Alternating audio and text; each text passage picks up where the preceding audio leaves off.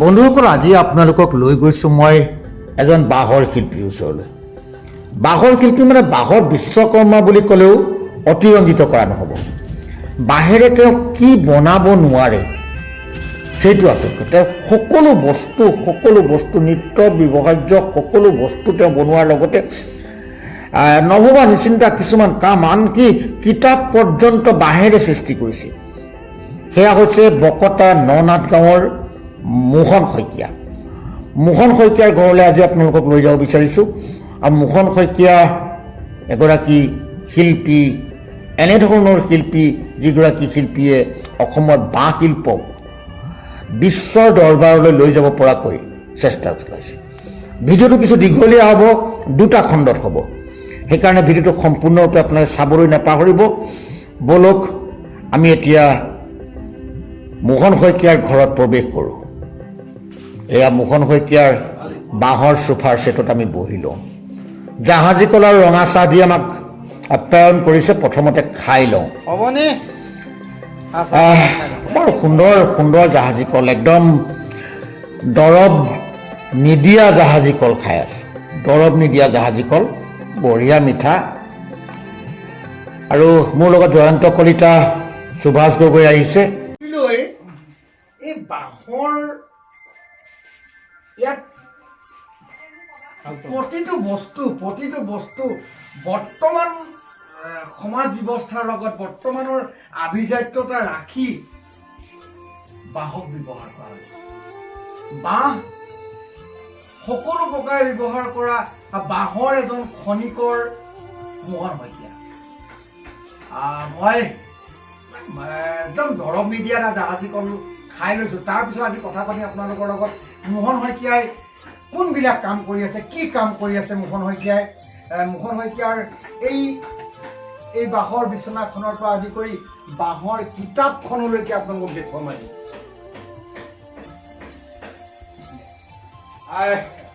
ওপৰলৈ গৈ আছো। ওপৰত মোহন শইকীয়াদেৱৰ বহু নিজৰ বাঁহেৰে নিৰ্মিত বহু সামগ্ৰীৰ ওপৰত আছে। বিশেষকৈ মই আজি দেখুৱাবলৈ আনিছোঁ বাঁহেৰে কিতাপ বনাব পাৰি, বাঁহত লিখিব পাৰি। এই কথাবিলাক ওপৰলৈ যাওঁ, আহক মোৰ লগত, বলক আহক ওপৰলৈ যাওঁ। এটা সংগ্ৰহালয়, মানুহে অন্যান্য সামগ্ৰীৰ সংগ্ৰহালয় থাকে, মই অকল বাঁহৰ সামগ্ৰী এটা সংগ্ৰহালয়।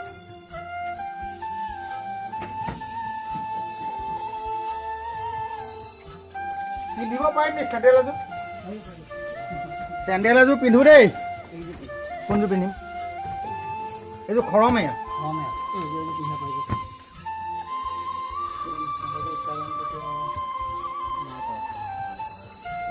মই বাঁহৰ চেণ্ডেল পিন্ধিছো। এইযোৰ বাঁহৰ চেণ্ডেল।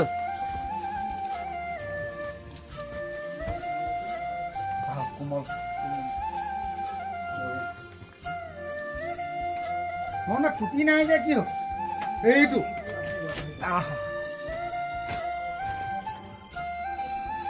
এইটো পিন্ধি ললো, মোহন দাই বনোৱা বাঁহৰ টুপি। মূৰটো খুলি থৈছো, মূৰটো খুলি চব বাঁহ। আজি যিহেতু বাঁহৰ কথাই পাতিম সেইকাৰণে চব বাঁহ। চোলা এটা আছিলে পিন্ধাব, পিন্ধিম। শিলৰ চোলা পিন্ধা ৰজাৰ নাম কেতিয়াবা শুনিছিলে নহয়, মনুমতীয়ে যে শিলৰ চোলা পিন্ধিছিলে, পিন্ধিবলৈ বাপেকে বিচাৰিছিলে। এই ৰজাই বিচৰা শিলৰ চোলা নহয়, কিন্তু আজি মই পিন্ধিম এইটো সম্পূৰ্ণ বাঁহেৰে নিৰ্মাণ কৰা চোলা। এইটোও পিন্ধি ললোঁ। কিন্তু গৰাকী মই নহয়, গৰাকী হ'ল বাঁহৰ বিশ্বকৰ্মা বুলি ক'ব লাগিব। এয়া বাঁহৰ বিশ্বকৰ্মা মোহন শইকীয়া। বকতাৰ এইডোখৰ পাৰিজাত, বকতাৰ ননাট গাঁও। আৰু ননাট গাঁৱত এয়া মোহন শইকীয়া। আৰু মোহন শইকীয়াক আজি লগ পাম বুলি আপোনালোকৰ মোহন শইকীয়াৰ ওচৰলৈ লৈ আহিলোঁ। অসমখন সেউজীয়া আৰু অসমৰ বাঁহ বেতে সকলো কামেই কৰিব পাৰি। এই অসমৰ বাঁহ বেতক বিশ্ব দৰবাৰত চিনাকি কৰি দিব বিচৰা উজনি অসমৰ এজন ব্যক্তি হৈছে মোহন শইকীয়া। আৰু সেইকাৰণে আজি মোহন দাক মই আপোনালোকৰ সন্মুখলৈ লৈ আহিলোঁ। কিন্তু গোটেই তেখেতৰ পোচাকযোৰ পিন্ধি লৈছোঁ, মোৰ ভাল লাগিছে। আচলতে মোক কেনেকুৱা লাগিছে সেইটো আপোনাক কমেণ্ট কৰিব। আজি সম্পূৰ্ণ বাঁহৰ কাপোৰ পিন্ধি লৈছোঁ। মোহন দা, আপুনি কেতিয়াৰ পৰা আৰম্ভ কৰিছে? আমি জন্ম হওঁতে এইবিলাক কামৰ লগত আৰম্ভণি, কিন্তু বাণিজ্যিক বা সামাজিকভাৱে ইয়াৰ প্ৰসাৰতা লাভ কৰিবৰ কাৰণে মই আৰম্ভ কৰিছিলোঁ প্ৰায় ৯৯ চনত। ৯৯ চনৰ পৰা আপুনি আৰম্ভ কৰিছে। এতিয়া আপুনি মই শেহতীয়াকৈ জনামতে আপুনি এটা খুব আপুৰুগীয়া কাম কৰি আছে, যিটো বস্তু থাকি যাব। আপুনি বাঁহত কিতাপ লিখাৰ ব্যৱস্থা আৰম্ভ কৰিছে। কিতাপ অলপমান লিখা হয়। কি কি কিতাপ লিখিছে আপুনি বাঁহত? এইখিনি প্ৰথমতে আমাৰ গুৰুজনাৰ কীৰ্তন ঘোষা, তাৰ পাছতেই গুণমালা আদি এই ধৰণৰ, আৰু আমাৰ বিশ্ববিখ্যাত আমাৰ ভূপেন হাজৰিকাদেৱৰ গীতসমূহ, জ্যোতিপ্ৰসাদ ৰাভাদেৱৰ গীতসমূহ, এই ধৰণে সেইবিলাক আৰম্ভ কৰা হ'ল। তাৰ পাছতে মোৰ নিজা লিখনিও আছে। অসমৰ অন্যান্য প্ৰেক্ষাপটৰ পৰা কিছু লেখা মেলাখিনি আৰম্ভ কৰা হৈছে। আচলতে মই এই কথাটো এটা কাৰণে উলিয়ালোঁ যে মোহন শইকীয়া অকল এই বাঁহৰ খনিকৰ নহয়, মোহন শইকীয়া এজন সাংস্কৃতিক কৰ্মী হিচাপেই আৰম্ভ হৈছে তেখেতৰ সামাজিক জীৱন। ৰেডিঅ' দূৰদৰ্শনত এজন সাংস্কৃতিক কৰ্মী আছিলে, আৰু আগতে যিটো কৃষি অনুষ্ঠান আছিলে আমাৰ অনাতাঁৰ কেন্দ্ৰত, গঞা ৰাইজৰ অনুষ্ঠান, তালৈ খুব বেছিকৈ পোতাই লৈ চিঠি লিখা মানুহজন এজন আছিলে মোহন শইকীয়া। পোতাই লৈ চিঠি লিখে, আৰু সেই মোহন শইকীয়াৰ ঘৰলৈ মই আজি আহিলোঁ। মোহন শইকীয়াই আনে চপাশালত কাম কৰি থকাৰ অৱস্থাত বাঁহৰ ওপৰত গুণমালাখন লিখিছে, বাঁহত গুৰুজনাৰ কিতাপসমূহ লিখিছে, সুধাকণ্ঠৰ গীতসমূহ লিখিছে, আৰু নিজৰ বিভিন্ন ৰচনাৱলী লিখিছে। অকণমান আপোনাৰ বাঁহৰ লাইব্ৰেৰীটো চাই লওঁ। হয়,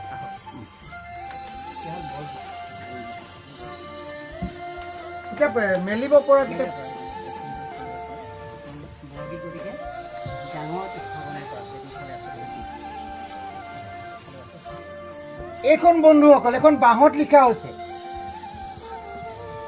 এইখন বাঁহত লিখা হৈছে, দুইফালে আছে।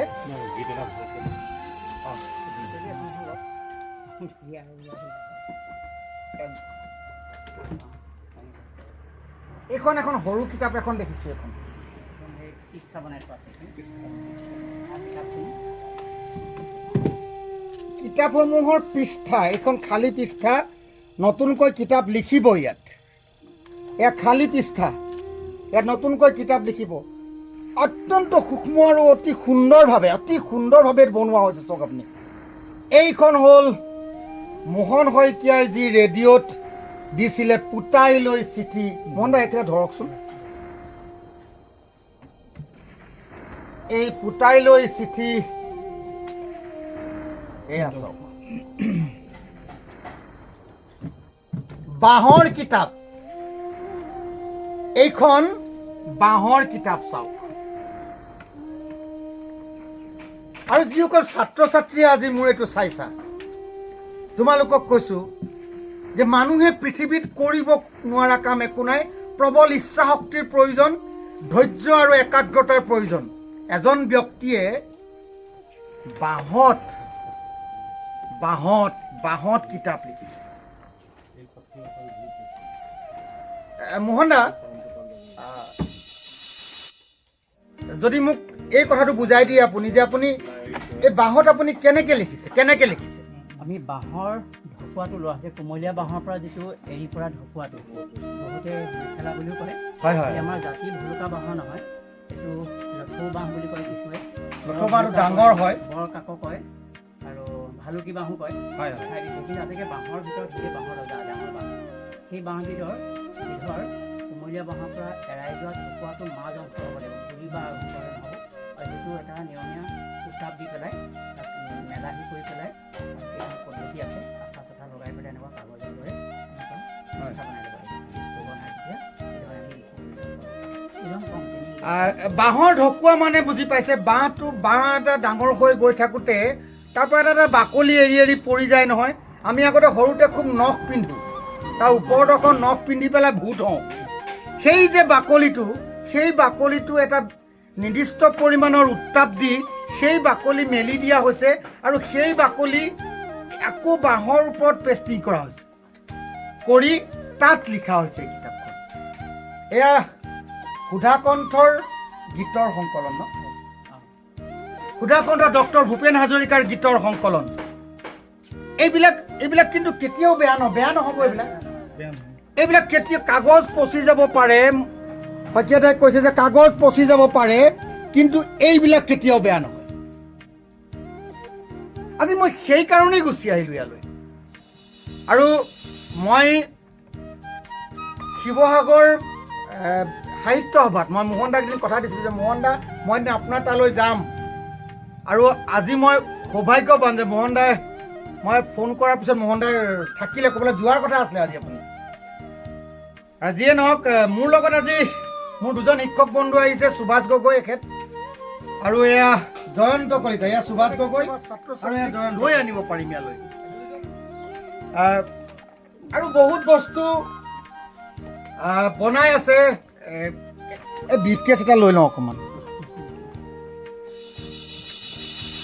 এতিয়া মই একদম পুৰা জেণ্টলমেন হয়। এইটো হৈছে বাঁহৰ ব্ৰিফকেছ, সম্পূৰ্ণ বাঁহৰ ব্ৰিফকেছ, ইয়াক খুলিব পাৰি।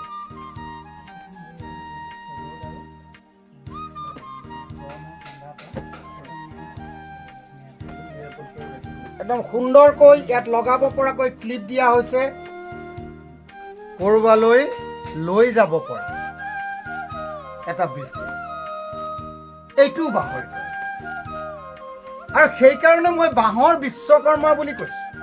এইখন অসমীয়াৰ স্বাভিমান শৰাই, ইয়াত অন্য একো নাই, মাত্ৰ বাঁহেৰে তৈয়াৰ কৰা হৈছে। এইটো পাণ বঁটা, এইটো পাণ বঁটা বাঁহেৰে নিৰ্মাণ কৰা হৈছে। এইটো লোটা হেৰাই গৈছে, লোটা হেৰাই গৈছে। এইটো চব পিতলৰ লোটাবিলাক হেৰাই গ'ল লাহে লাহে। এইটো লোটা, ফণি আছে, ফণি এইখন ফণি, এইখন ফণি বাঁহৰ। এই গোটেই সামগ্ৰীবিলাক ঘৰুৱাকৈ, অতি চকুত লগাকৈ এইখিনি নিৰ্মাণ কৰিব পৰা গৈছে। আৰু এতিয়া অকল মোহন শইকীয়া এতিয়া অসমৰ হৈ থকা নাই, সমগ্ৰ ভাৰতৰ হৈ পৰিছে মোহন শইকীয়া। মোহন শইকীয়াই আপুনি ভাৰতবৰ্ষৰ কলৈ গৈছে এই সম্পত্তিবিলাক এইবিলাক লৈ? আপুনি দিল্লী প্ৰগতি মৈদানলৈ গৈছে, দিল্লী প্ৰগতি মৈদানলৈ গৈছে, আন্তঃৰাষ্ট্ৰীয় বাণিজ্যিক মেলা। আচ্ছা, আপোনাৰ এই সামগ্ৰীবিলাক ভাৰতৰ বাহিৰলৈ গৈছেনে? গৈছে, বিভিন্ন ঠাইলৈ আপুনি পঠাইছে। এতিয়া খালি যিমান উৎপাদন হ'ব লাগে, উৎপাদনটো কম আৰু কাৰিকৰ কম। আগ্ৰহী মানুহে যদি এইখিনি কৰিবলৈ আগবাঢ়ি আহে, তেতিয়া বিশ্বৰ বজাৰত বোধহয় এইখিনি ভাল সমাদৰ পাব। অৰ্থনৈতিকভাৱে আমি বহুত আগবাঢ়ি যাব পাৰিম। বাঁহৰ গহনা গাঁঠৰি, বাঁহৰ গহনা এইটো বাঁহৰ গহনা, সম্পূৰ্ণ বাঁহেৰে নিৰ্মাণ কৰা গহনা। কি নাই, কি বনাব পৰা নাই বাঁহৰ পৰা। মই যিমানখিনি বস্তু আজি লৈ আছো, ভৰিত পিন্ধা চেণ্ডেলযোৰৰ পৰা, মূৰৰ টুপিৰ পৰা, পিন্ধি থকা চোলাটো, হাতত লোৱা চুটকেছটো, হাতত ফণিখন, মালাধাৰ, চবটো বাঁহৰ। এয়া হ'ল এটা শিল্পীসুলভ মনৰ সৃষ্টি। প্ৰথমতে মনটো শিল্পীসুলভ হ'ব লাগিব। সৃষ্টি কৰিম পাৰিম বুলি একাগ্ৰতা লাগিব, ধৈৰ্য লাগিব, মানসিক প্ৰস্তুতি লাগিব, প্ৰবল ইচ্ছা শক্তি লাগিব। তেতিয়া মানুহে এনেধৰণৰ কামবিলাক কৰিব পাৰে। এইবিলাক ব্যতিক্ৰম, আপোনাৰ মোৰ নিচিনা সাধাৰণ মানুহ নহয়। এই মানুহবিলাকৰ এই সৃষ্টিবিলাকে তেখেতসকলক অসাধাৰণ মানুহ হিচাপে ৰূপান্তৰিত কৰি পেলায়। মহন দা, আপোনাৰ গোটেই এই কামটো আৰম্ভ কৰাৰ যদি কথাটো মই অকণমান জানিব বিচাৰোঁ, আপুনি অকণমান মোহন দাৰ এই কথাখিনি আমি জানোচোন। আপুনি কেতিয়াৰ পৰা আৰম্ভ কৰিছে? মই ৯৯ চনমানৰ পৰা এইখিনি কাম কৰিছোঁ। আগতে মই কৃষক হিচাপে কাম কৰিছিলোঁ। তেতিয়াও মই ভাৰতবৰ্ষৰ বিভিন্ন ঠাইলৈ চৰকাৰী ফালৰ পৰা আমন্ত্ৰণ লাভ কৰিছিলোঁ, কৃষক হিচাপে গৈছিলোঁ। তাৰ পাছতেই এই বাঁহ শিল্পৰ লগত মই ভাবি এইটো কাম কোনেও কৰা নাই। আৰু আমাৰখন গাঁৱত প্ৰায় 1.5 কোটিমান টকাৰ বাঁহৰ সামগ্ৰী নিৰ্মাণ কৰে।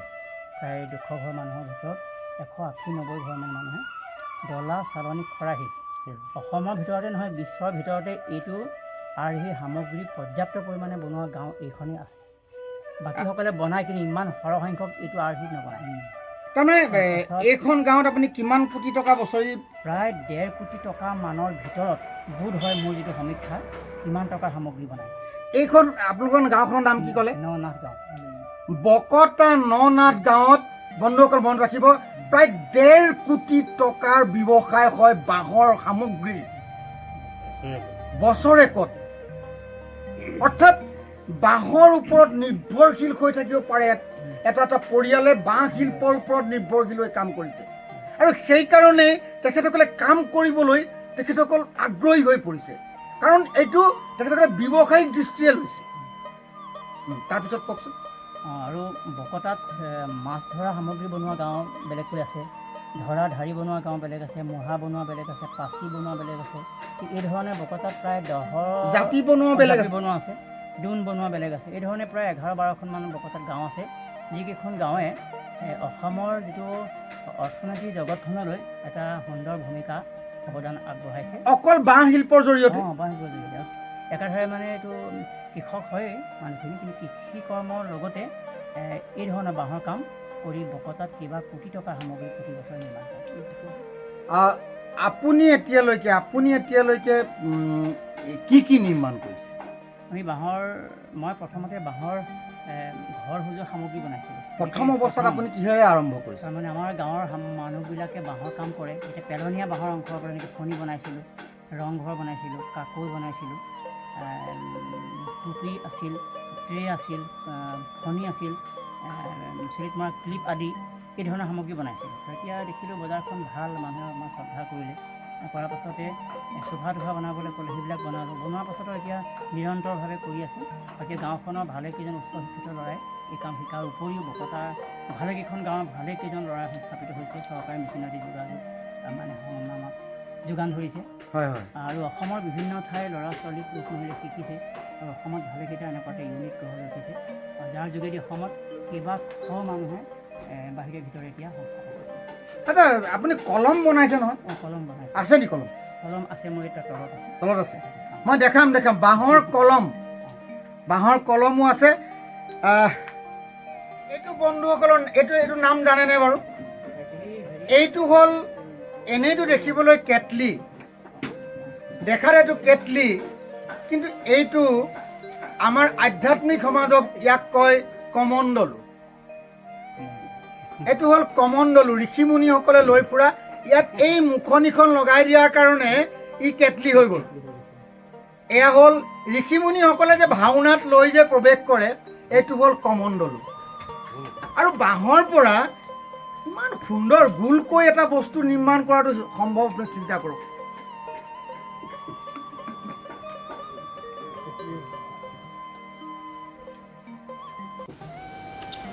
ইয়াৰ পিছত আমি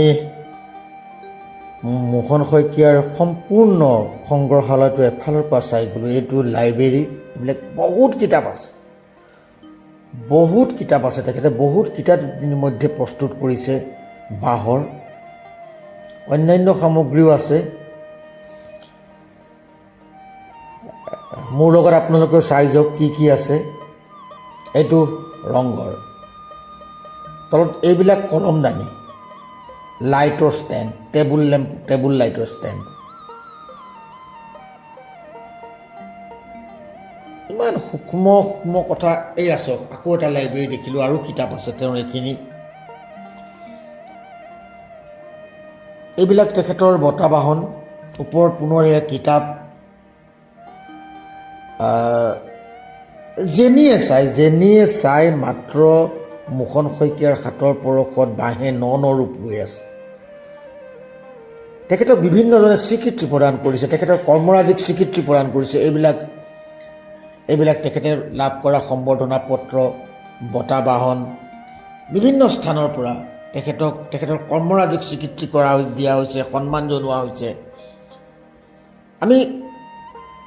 আমাৰ চাই হেঁপাহ পলোৱা নাছিল, ইমান সামগ্ৰী। তেওঁ লাহেকৈ আজিকালি ট্ৰফি বনাবলৈ, কাঠৰ ট্ৰফি, এইবিলাক খেল ধেমালিত দিব পৰাকৈ ট্ৰফি, সেইখন সঁফুৰা। আচলতে মোহন দাই বনোৱা নাই কি, মই নিজে আচৰিত। এইটো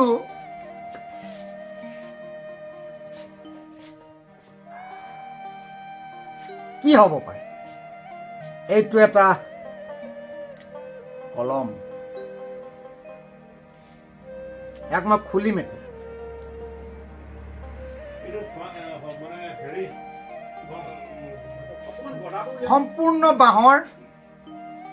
সম্পূৰ্ণ বাঁহৰ এটা কলম।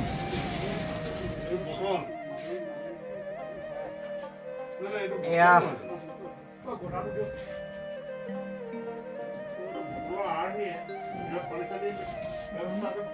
মই সেইকাৰণেই বাঁহৰ বিশ্বকৰ্মা বুলি কওঁ।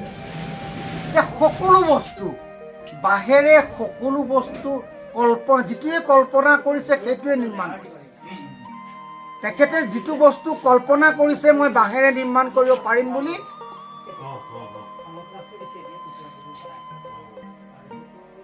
মহাপুৰুষ শংকৰদেৱৰ অমৰ সৃষ্টি ভাওনাৰ ব্যৱহাৰ কৰা এবিধ অস্ত্ৰ গদা, বাঁহৰ। আৰু মই সেইকাৰণেই ভাবিলোঁ যে এই ব্যক্তিজনক, যিজন ব্যক্তিয়ে ইমান একাগ্ৰতা, ইমান ধৈৰ্যৰে এই কামবিলাক কৰি আছে, তেখেতক আপোনালোকৰ মাজত পৰিচয় কৰি দিয়াৰ প্ৰয়োজন আছে। তেখেতৰ কৰ্মৰাজি আপোনালোকৰ আগত দেখুৱাই দিয়াৰ প্ৰয়োজন আছে। আৰু মই সেইকাৰণেই আজি মহেন্দ্ৰৰ ওচৰলৈ আহিছোঁ। আৰু সেইটোৱেই মোৰ কাৰণ, মই আজি মহেন্দ্ৰৰ ওচৰলৈ অহা। অকণ ওচৰলৈ আহক। এতিয়া আহিলোঁ মহেন্দ্ৰৰ কাৰখানাৰ ভিতৰলৈ। মানে এইটো কি কৰিছে আপুনি?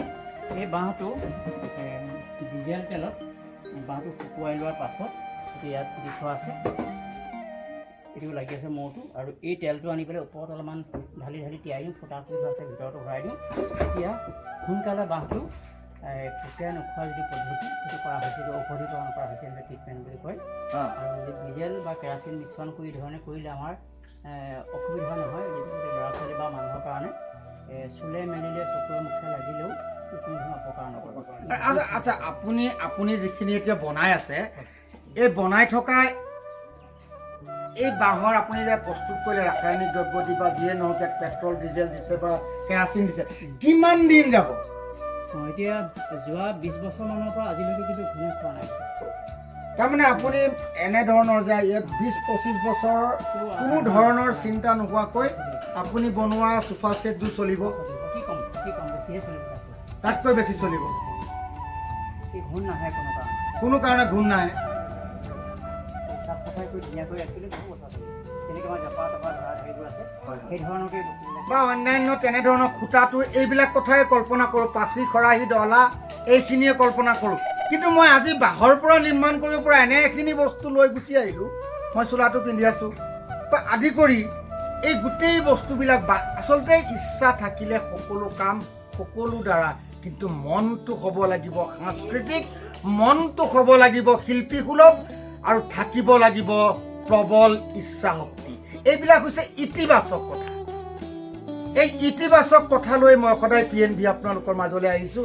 আৰু সদায় PNB এটা কথা কৈ আহিছোঁ যে ইতিবাচক কথাৰ পিছত সদায় PNB আছে। আপুনি ভাল কাম কৰক, আপোনাৰ পিছফালে PNB যাব। PNB চাওক, ছাবস্ক্ৰাইব কৰক, লাইক কৰক, আৰু এটা মোক ইতিবাচক ভিডিঅ' লৈ আহিবলৈ অকণমান উৎসাহিত কৰক। আৰু মোৰ লগত আজি এয়া জয়ন্ত কলিতা আজি আকৌ আহিছে। মই জয়ন্তকো আজি পুনৰবাৰ ধন্যবাদ জ্ঞাপন কৰিছোঁ। আৰু আমি একেলগেই আজি PNBৰ পৰা বিদায় লৈছোঁ। নমস্কাৰ।